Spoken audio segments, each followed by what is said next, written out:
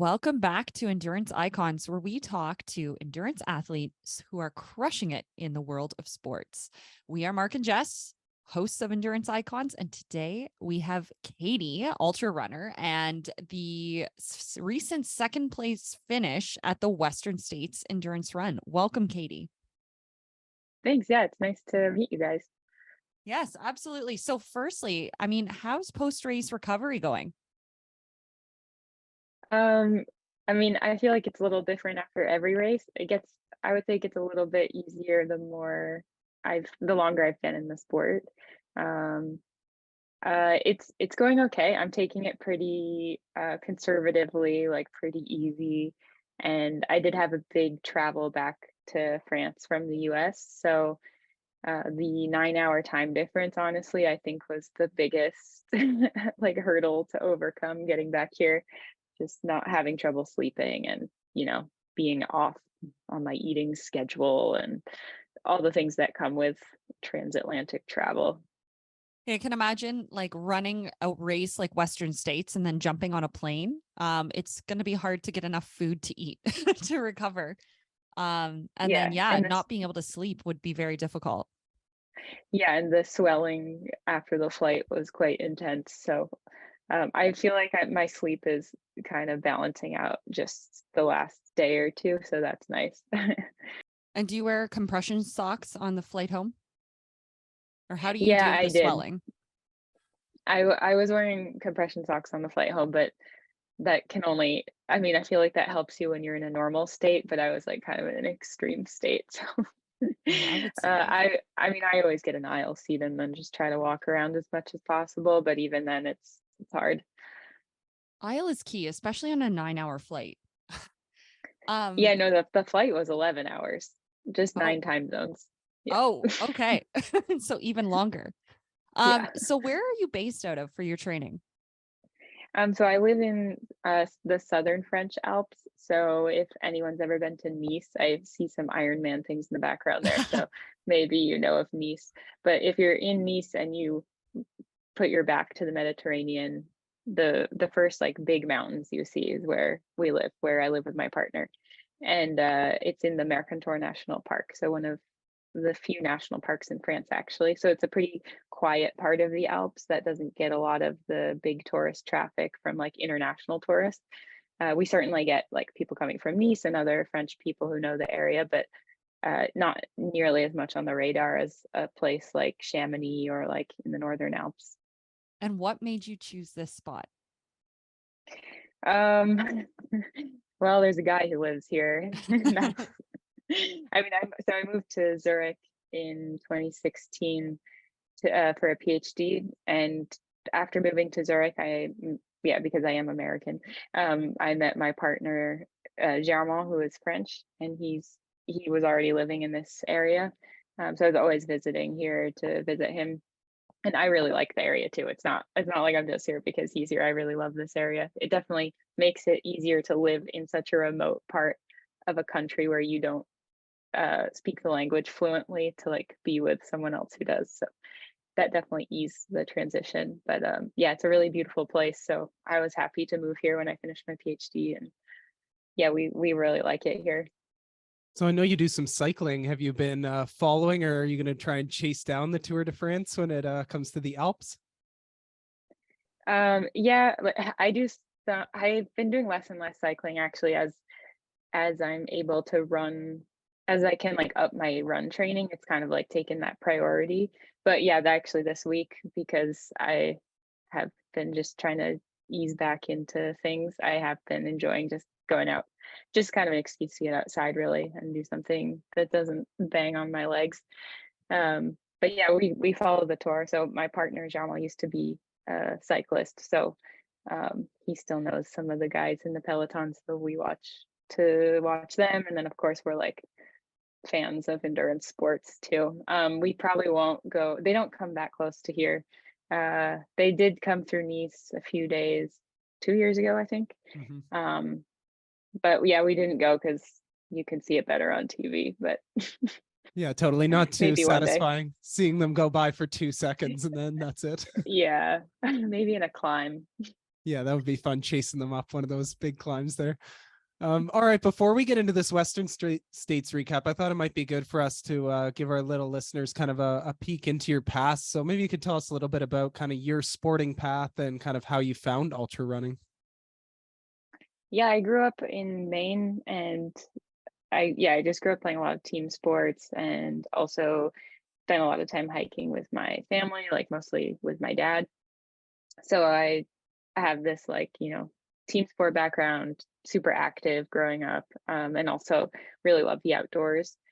And yeah, in college, I worked in mountain huts in New Hampshire all 4 college summers, and that's when I really like found my freedom of being in the mountains and like doing things more on my own. I mean, often with other people who are working in the same huts, but just not with my dad anymore, not with like someone else planning the trip. So that's kind of where I found my love for just like being out in the mountains for long periods of time.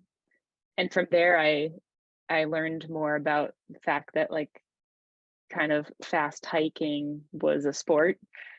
So that kind of caught my interest. And yeah, that's sort of how I found the sport. Was more, I learned that what I was doing was a sport. So did you find some early success in it? Like, had you won some races kind of on the way to your big like UTMB win last year? Tell me about some of your breakthrough races along the way to that. Yeah, for sure. I mean, I like what was interesting is that I like the very first trail race I did, I won. But I was also well aware that it was a very local race. So while it was cool and it gave me a little bit of confidence, like, okay, I'm like kind of good at this, I knew that it it didn't mean, it didn't mean I was the next like prodigy, endurance sport prodigy. Um, but yeah, I started doing some more competitive races after that and just really enjoyed like the training and the race environment. I did a ton of races before UTMB. Honestly, UTMB was not like, it was definitely one of the best performances of my life. I guess the best performance so far, but it wasn't like a huge jump on my trajectory. Like I had come in second at CCC, which is the 100K event that's the same week that in like 2018. So it wasn't like a totally new thing. I for sure had never come close to winning UTMB. I had 2 really bad previous years there, but it wasn't like totally, out of the blue. And how did you, after those 3 tries, sometimes when you repeat a race, you sort of wear that mentally. Was there any of that? Or what is your philosophy when a race doesn't go well? Yeah, I think those 2 attempts were pretty particular because the first time I tried, like I could look back and see that I just like wasn't ready at all for a variety of reasons, like mentally, physically, like just was not ready. I'm really glad I did it at that time because it gave me like a really great, like really good experience. Like I saw the race from the inside, which for sure helped me later. But that year, like, can cross it off. So like, you want to cross that out of your memory. And then in 2021, my second try, I was actually pretty sick like a week or 2 before. And I just had trained, like the whole summer for it. And I just I didn't want to cross, like, I didn't want to bail at the last minute. And I think now I'm realizing that the sickness probably had a bigger impact than I thought at the time. I thought I just had, I'm so bad at this, like a horrible day. But when I look back, I'm like, no, I was pretty sick like the week before. I need to take that into account. So I think going into the third try, it wasn't that I had done 2 like okay races. It was really like these 2 races I was like totally unsatisfied with. So I think that gave me a lot of like kind of fire to prove to myself that I could really like do some, like actually have a good performance there. Um, but yeah, I definitely, after I finished last year, after my third UTMB, I wasn't like giddy to do a fourth, I was like, okay, we did like we Check. did this correctly this time. So let's like, yeah, move on to something else. Amazing. And in your first UTMB, you mentioned that one of the things is that you weren't prepared mentally. What does it look like for you to be prepared mentally for a race? I think the biggest thing is just like being able to look back on your training and be confident that you did what you need to do.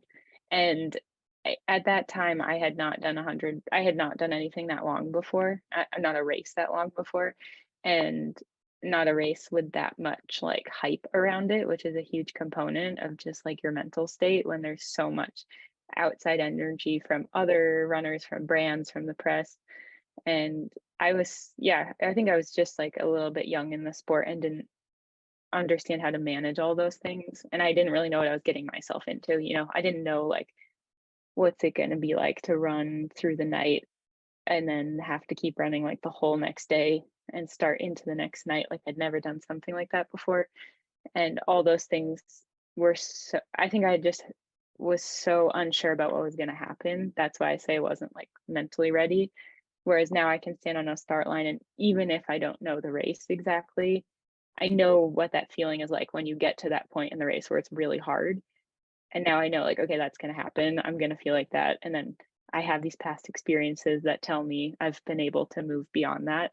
Whereas when you reach that for like the first couple times, you kind of freak out in your head, like, oh, this is a really hard moment. I don't know what to do. Like, I've never felt like this before. And now it's more like, okay, I know it's coming.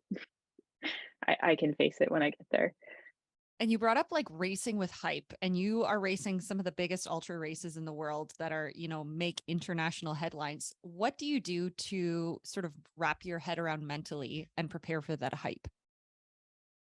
I think the biggest thing is you really have to be ready to say no to a lot of things and be confident that saying no is okay. Yeah, especially if you're someone like me, I like to please everyone and try to keep everyone happy.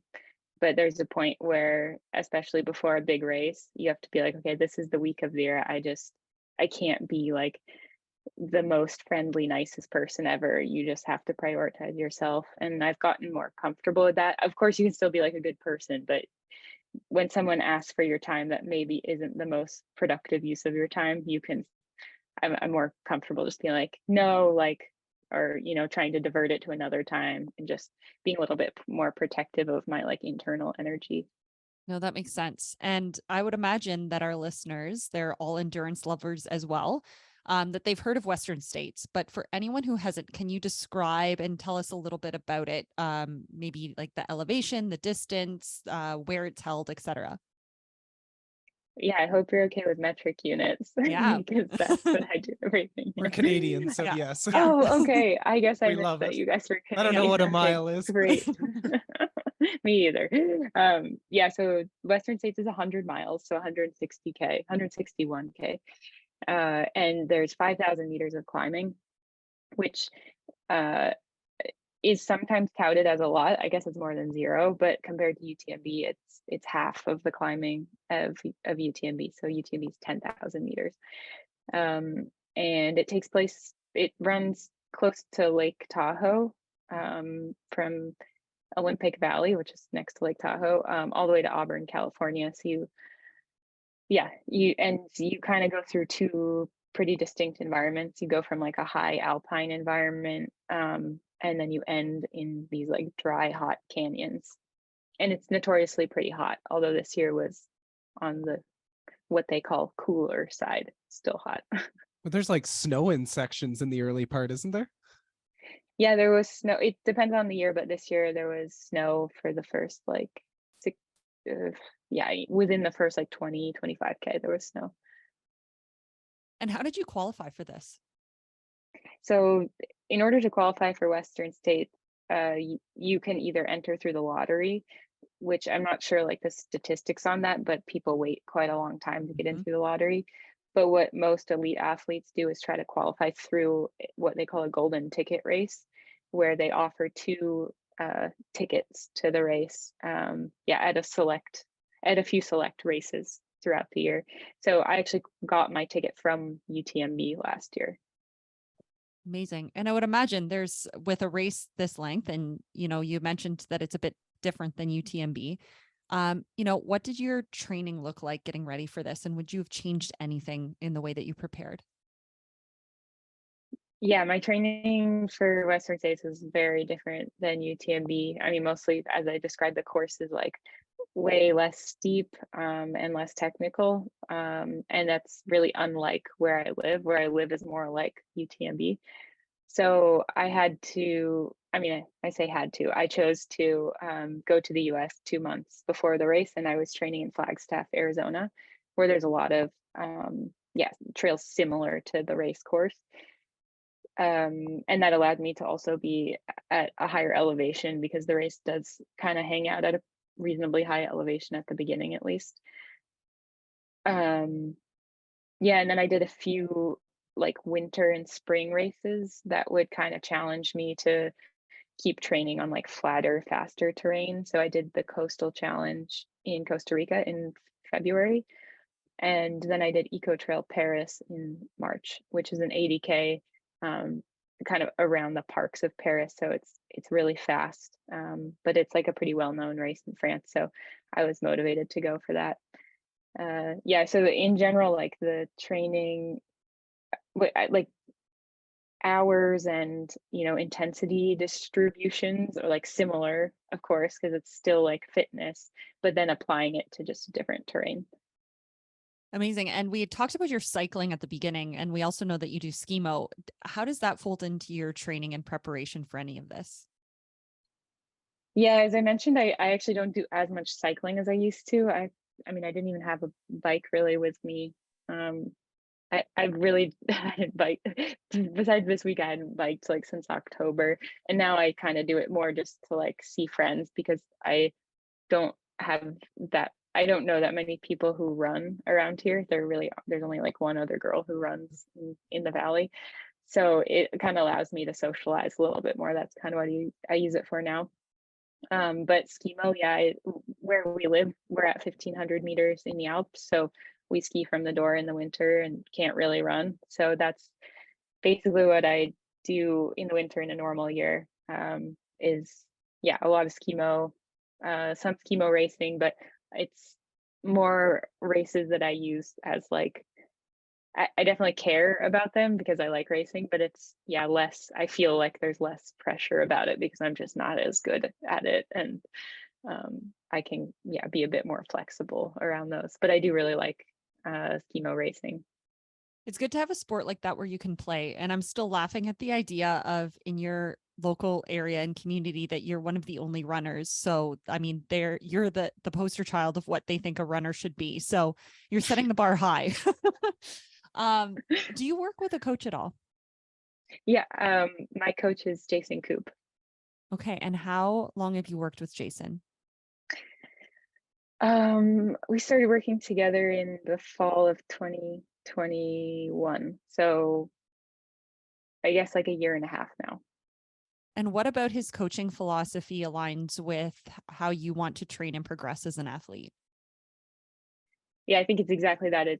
It's because we both see this like long-term progression as a progression. Like it's not that I need to be in the best shape of my life in like 3 weeks. It's like I want to continue this career for a few years, and how can we like keep optimizing my progression and ultimately my performances along the way. So I always feel like there's like a longer term vision that we both share and like communicate about. So that's something that I really like. And he also I feel like we have similar just approaches to like thinking scientifically, and also keeping, like this sort of like scientific thinking, but also how to simplify that into something that is digestible. So I feel like there's a lot of simplicity in my training. Nothing, I mean, I put everything on Strava, honestly, so you can go see what I do. Nothing is like some crazy workout. It's just consistent training and keeping the volume moving in like logical ways, like higher volume when you're closer to an event or training for an event, and lower when you're not, so that your body has time to adapt and recover. Well, thank you so much for putting everything on Strava. We were just talking to Frederick Funk. He's a triathlete that does that. And I think there's such a level of confidence for an athlete to do that, but also you're a source of inspiration. So people can follow your training and watch your progression and just see like the point you just made. It's not rocket science. It's consistent hard work year over year. So I think it's just tremendous that you do that. And working with the right coach. And so like finding the right coach that matches, where you want to go and what your goals are. I would imagine that it's a similar challenge to make sure that when you are doing a race like Western States, finding your crew and your pacers is that equal like requirement to have the right match. So how do you build that team around you as you go into a race like Western States? Yeah, that's a good question. It is also like a really key part of ultra running because there's a lot of you go through like a lot of emotions during a race. It's not just like a 2 hour all out effort. And so it's important to have somebody that you really trust there to see you, even though you only see them for like, I don't know, a minute or two. Yeah, you want to know that that person is there, like they're in your head because you're thinking, okay, in 1 hour I'm going to see this person, and you want it to be someone you're happy to see or like relieved to see, not someone you're like, oh, I don't really trust them. um, so actually at UTMB, my coach Jason Coop crewed me last year, and that of course was like fantastic because I trust him with my training. So of course I trusted him with with crewing for me. And then this year he helped me find some actually people I already sort of knew, but not super well, but that he trusted. And I feel like, through osmosis, I also had a lot of trust for them, and they're really experienced around the race and had crewed other people before. So that helped a lot. And they were kind of the like business side of like crewing. And then I had family and friends there too, who I didn't want to put all that like emotional pressure on. So they were more like the assistants around. So I had kind of people who weren't super close to me emotionally, like really in charge, and then like friends and family around who could kind of do different, they could still be helpful, but if something went wrong, like it would be someone a little bit more removed who would like be in charge.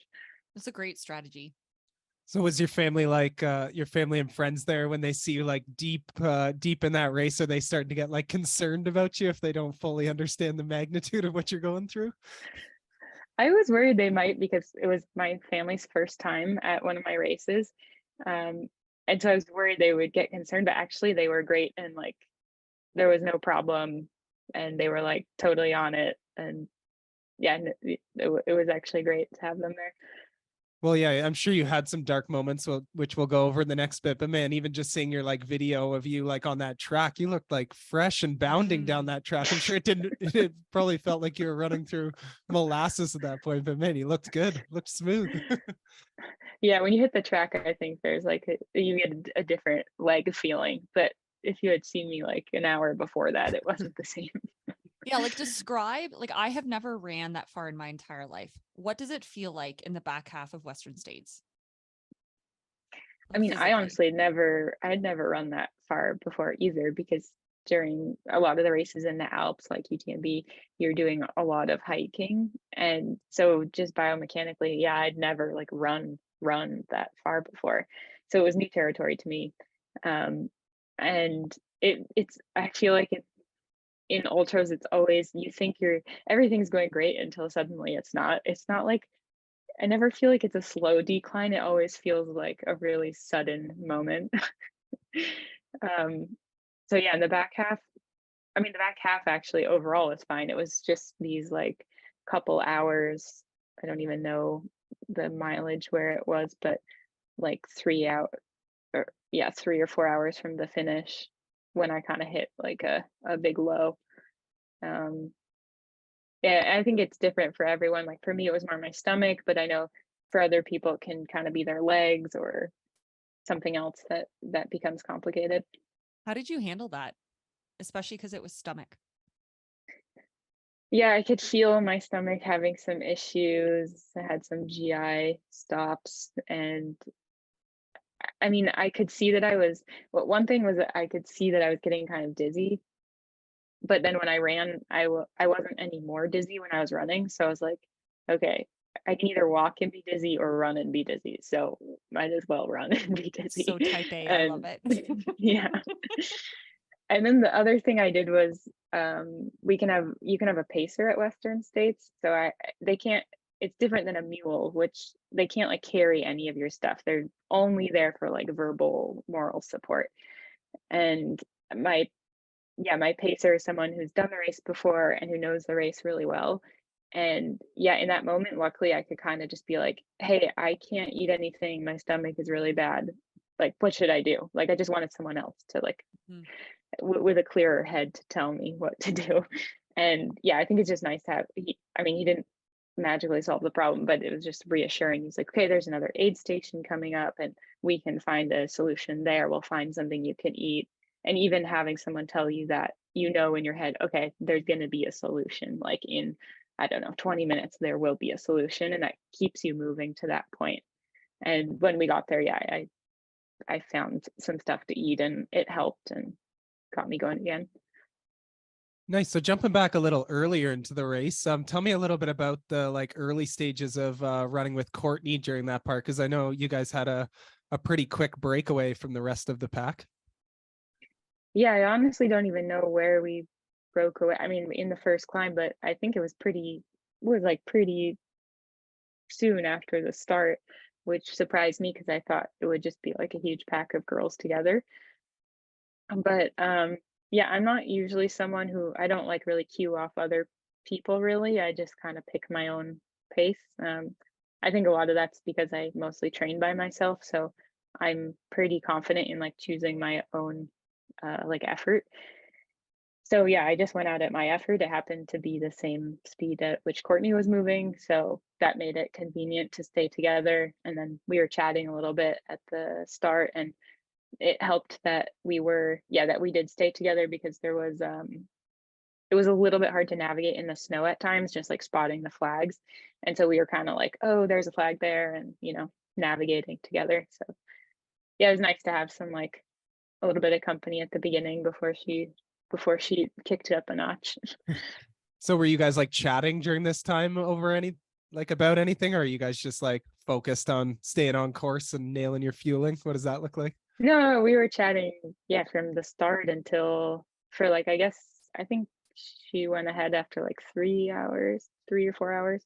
Yeah, we were chatting most of the time. But um yeah, I forget, we were talking about the Tour de France Netflix show. I was trying to convince her she should do skimo. I don't know, we were talking about random things, but yeah, it's nice to have some company. Awesome. So you're up there early in the race running like right beside Courtney. Going into the race, did you have any like initial goals of like going for the win, or I'm going for the course record? Like what was your kind of mindset going into your first Western States? Yeah, I think it was it was a little interesting. I mean, looking back, I mean, for sure, when I come to races now, the ultimate goal is to win. Like I'm in Love a it. fortunate position in my career where like that's like my goal is to win, and I didn't, go to the US for 2 months to try to fight for any other position. Of course, I knew Courtney was there. I've raced Courtney before, so it wasn't, I knew that. Yeah, I know how strong Courtney is. Actually, I don't think we really know how strong she is. She's incredible. She blows us away every time. So I knew that, I mean, her being there for sure would bring up the speed of the entire race. And if I wanted to have like a best performance or like a best effort, it's going to be at a race when Courtney's there, because yeah, that's going to provide the biggest challenge. Um, yeah, I don't know if that answers your question. Yes, it sure does. So you mentioned like you had gone to the US for 2 months. How did you go about like learning about the course? Did you actually do some recon on the course, or was it just learning from people who had done it in the past? What did that look like to really get familiarized with it? And are you somebody that likes to know every intricate detail of a course, or just kind of let it fly? I know I'm a scientist. I really like to know every Okay, you're like every me, not part like of the Jess. course. Yeah. Um, well, like when I'm approaching a race like this where I'm like, okay, I'm here because I want to like really perform and that's the ultimate goal, then yeah, I want to know every inch of the course. If it's more like a race where maybe it's in a new place and I just want to take it more on like an adventure, then it's fun to, you know, not know the race. But yeah, in this case, I did some recon in mid-May. I think I went to Auburn and spent a week there, and my dad came from Maine to, you know, basically crew me for my recon week because it's complicated to like do one-way runs without someone picking you up. And that was super helpful because yeah, he even met me at like midpoints in my run to give me new supplies because it's really hard to get water. It's super dry, and pretty remote. So yeah, he was a big part of that recon trip.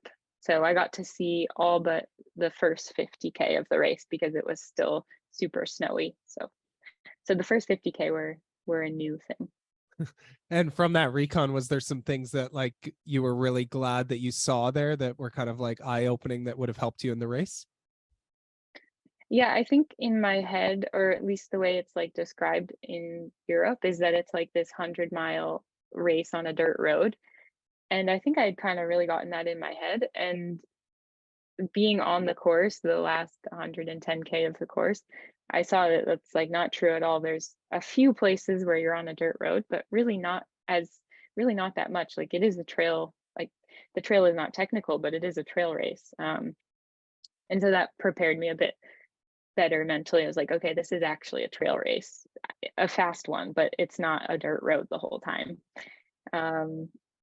Yeah, that was probably the biggest thing. And then just seeing there was like one or two climbs that I ended up hiking a little bit of in recon, or actually one where I hiked almost the whole thing. And so that gave me a good idea, like, okay, during the race, there is going to be like at least one or two sections where I'll do a little bit of walking. So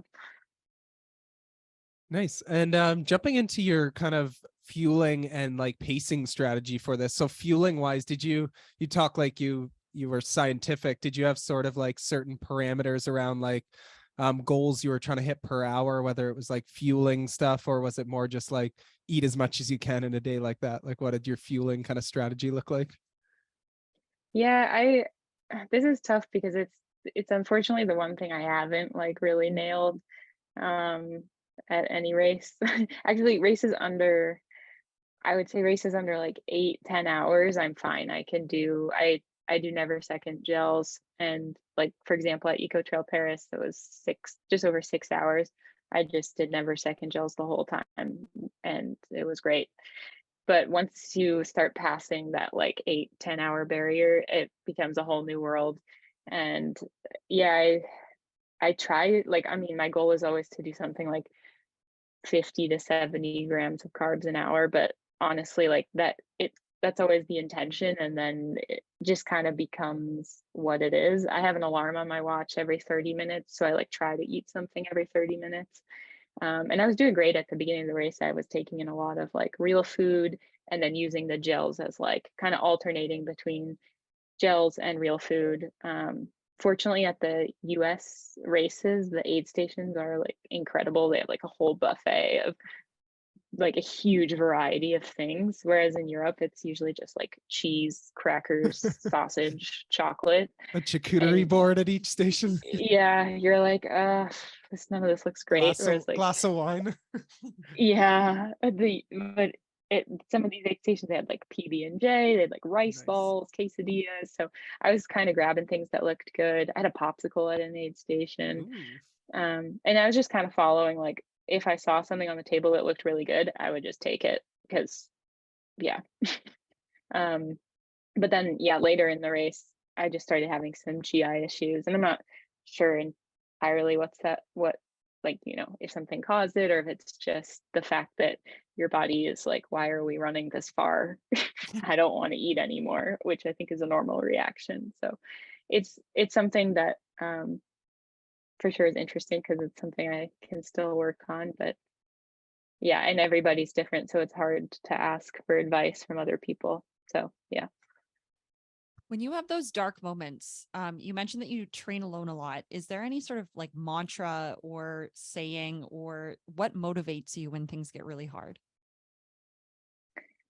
I feel like I mean, I like love training and I like love just going out on a long run by myself. Like that's what gets me like super that's when I feel like really satisfied. So I rarely have times like that in training where I'm like having a super hard time, maybe in like a higher intensity workout. And then, yeah, I'll have like different mantras depending on whatever was last in my head almost. Um, Sometimes I think one interesting thing is sometimes I'll just, if I'm in like a hard workout, for example, I'm like in a hard interval, instead of like letting the thought of like, oh my God, this is so hard. Oh my God, not like, I don't think I can do this anymore. I'll just be like, okay, just like feel it, like Mhm. really try to like feel. And then you realize like, it's not as bad as I was like convincing myself it is. It's still not comfortable, but if you just kind of focus on like, okay, I'm feeling it. Like I feel this right now and not trying to think like, okay, only 1 minute left. Okay, only 30 seconds left and just really be in that moment. I think that helps me in workouts. In races, I would say I usually have like a song stuck in my head that I just like keep singing or yeah, or just yeah, like forward motion. Those are the kind of things.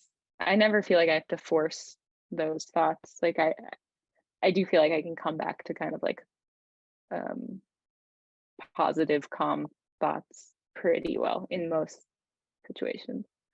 You have a really interesting balance of like you love the science and the data, but you also like what you were just saying of like you're really capable of being in the moment and feeling it and having that sort of, I don't know, more woo woo side of running. So I'd love to like you spend so much more time running than the average person. What is it that you love about running? I think it's just like it's kind of like my way to just like be with myself. And that's why I think everyone has different reasons. And I know there's a lot of people who really like trail running because they like going on group runs before work or like being in like meeting up with everyone. And I like those things sometimes, but that's not like the main thing that I love about running. Like that's like an accessory to me. Like my interest in running is more because I just want to go outside by myself for like, for like a bunch of hours and just like be in my own head, and it gives me time to just like let everything run through my brain without any like time pressure around it. I think that's amazing. What is your favorite workout in training? Oh, long runs for sure. I'm When I get like, a long run on the calendar, I'm like, yes.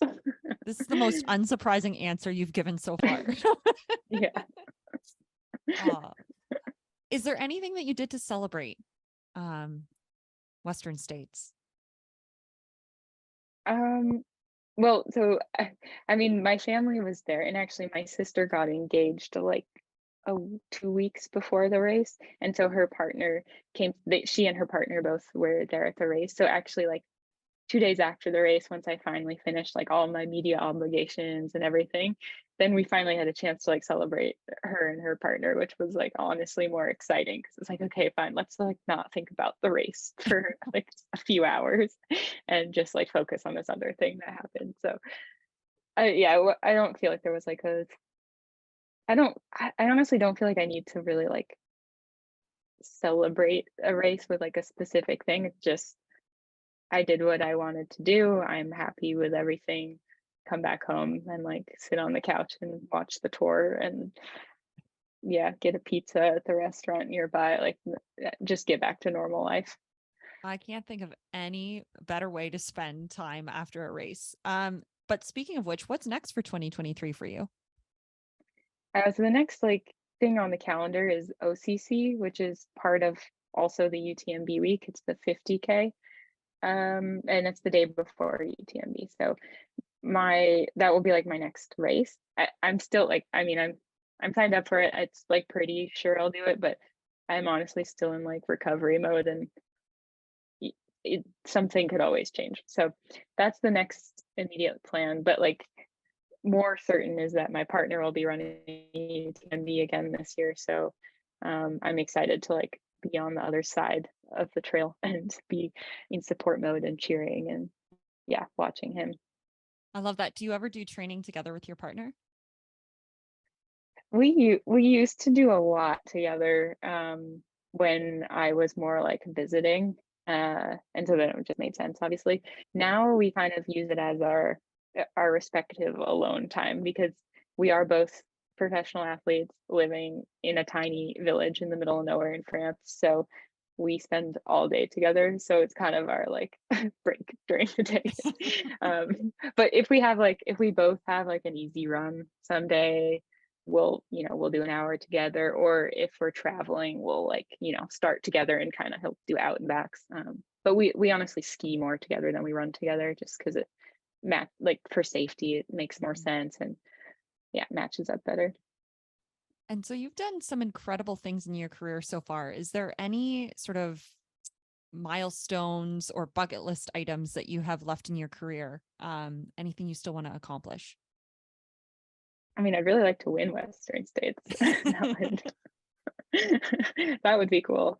I still want to do Diagonal des Fous and Hard Rock, a few other races, but those are kind of like the next two big ones I haven't done yet that are, the classics of ultra running. So I would say those two are at the top of the list.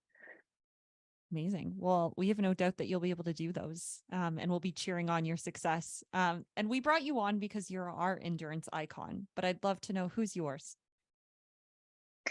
I think my endurance icon is someone that I doubt the listeners would know, but it's my friend Renee Rovera, who's is a former Ironman triathlete who now does trail running. He's in his 50s and just like still is 100% in endurance sport, like no questions asked. Like, he's just like totally consumed by training and always challenging himself. And it's something that's always inspired me, just because he found trail running like really late in his life after like a really successful Ironman career, and just seeing how much he loves it and how much he still loves training. Even I'm thinking like, oh, that would be, I mean, I hope that I can still be in that position in 20 years and be as motivated and still love it as much. So that, yeah, he's my icon, I guess. The fact that you love training so much, I can see you doing this in 20 years, no question. But so in the meantime, how can people follow along with your journey? Yeah, as I mentioned, I mean, you can follow me every day on Strava. There's everything there. And then besides that, I'm mostly active on Instagram. Amazing. Well, thank you so much, Katie. It was a pleasure to talk to you, and congratulations again on Western State. We can't wait to follow all of your accomplishments in the next year. Thanks. Yeah, it was great to chat with you guys. Wow. How great was that? I always learn so much from these endurance icons. If you enjoyed the podcast as well, please consider liking us across social media, subscribing to us on YouTube, or giving us a 5-star rating on wherever you listen to your podcasts. We appreciate you and your support so much. We wish you happy training, and we'll see you back next week.